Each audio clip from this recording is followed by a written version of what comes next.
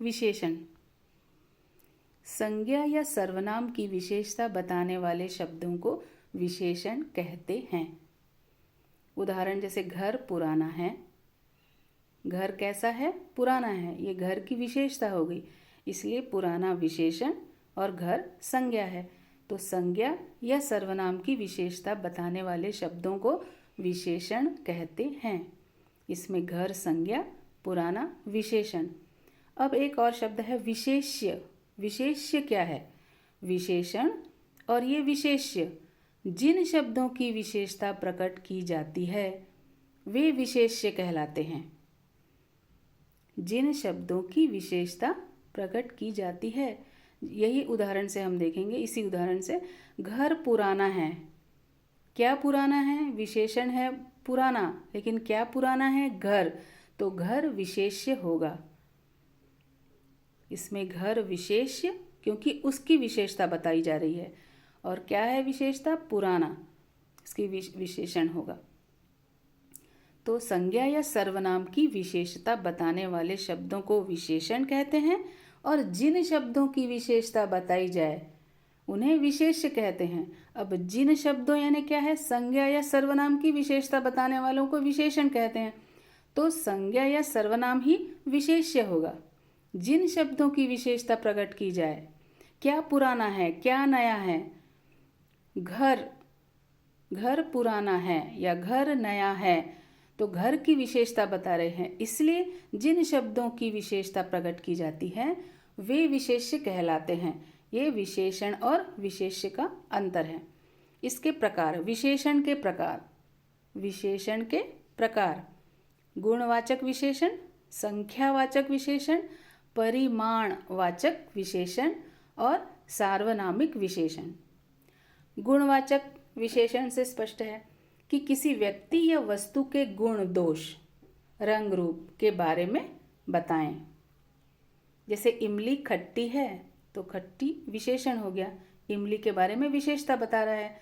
रवि बुद्धिमान है, रवि की विशेषता बता रहे हैं, संज्ञा की विशेषता बता रहे हैं इसमें, इसलिए। और गुण बता रहे हैं दोनों में कि उसका गुण क्या है, इसमें भी, इसलिए ये गुणवाचक विशेषण होगा। फिर संख्यावाचक विशेषण, जो शब्द संज्ञा या सर्वनाम की संख्या बताएं वो संख्यावाचक विशेषण होता है। जैसे कक्षा में 30 छात्र हैं, इससे संख्या से स्पष्ट है 30 छात्र हैं। फिर है कुछ पक्षी उड़ रहे हैं। अब इसमें पक्षी और छात्र ये गिने जा सकते हैं। यहाँ 30 छात्र हैं, 30 छात्र हैं ऐसा है, 30 की जगह ज़्यादा छात्र हैं, कुछ छात्र हैं आता तो भी संख्यावाचक ही होता, क्योंकि छात्रों को गिना जा सकता है। यहाँ कुछ पक्षी है, कुछ की जगह 10 पक्षी उड़ रहे हैं, 15 पक्षी उड़ रहे हैं, तो भी संख्यावाचक विशेषण आता, क्योंकि पक्षी इसे गिना जा सकता है। अब परिमाणवाचक विशेषण, जो शब्द किसी वस्तु की मात्रा, नापतौल के बारे में जानकारी दे। जैसे 1 किलो चावल। अब हम इसे 1, 2 चावल लो, 3 चावल लो ऐसा नहीं कहेंगे, कुछ न कुछ यूनिट या इकाई लगानी पड़ेगी। गेहूँ, चावल, दाल, इसके साथ में 1 किलो चावल, 2 लीटर पेट्रोल। अब पेट्रोल या डीजल भरवाना है तो हम 1, 2 ऐसा नहीं बोलेंगे, 2 लीटर, कुछ ना कुछ उसमें मात्रा जितना हमें चाहिए उसमें यूनिट लगानी पड़ेगी, इतना लीटर।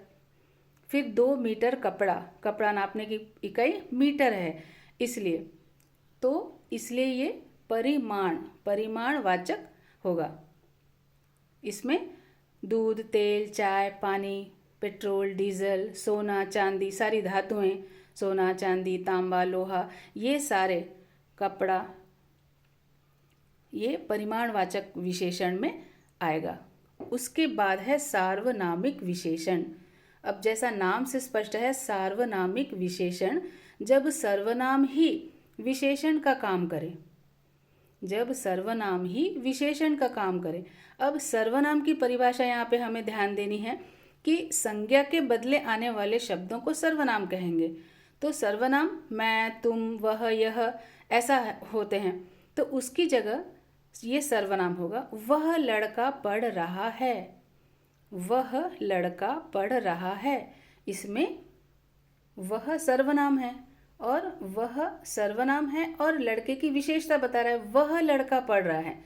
अगर वहाँ 2-4 बच्चे हैं, लड़के हैं, उसके बाद उसमें वह बोल रहा है कि वह लड़का पढ़ रहा है, यानी उस लड़के की विशेषता बता रहा है, इसलिए सार्वनामिक विशेषण होगा।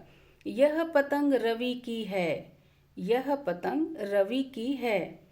अब वहाँ पतंग बहुत हैं, उसमें से वह बता रहा है कि यह पतंग रवि की है, इसलिए यह सार्वनामिक विशेषण होगा, जहाँ पे सर्वनाम ही विशेषण का काम कर रहे हैं। तो ये हुए विशेषण, उसके प्रकार। तो विशेषण और विशेष्य में अंतर और विशेषण के प्रकार।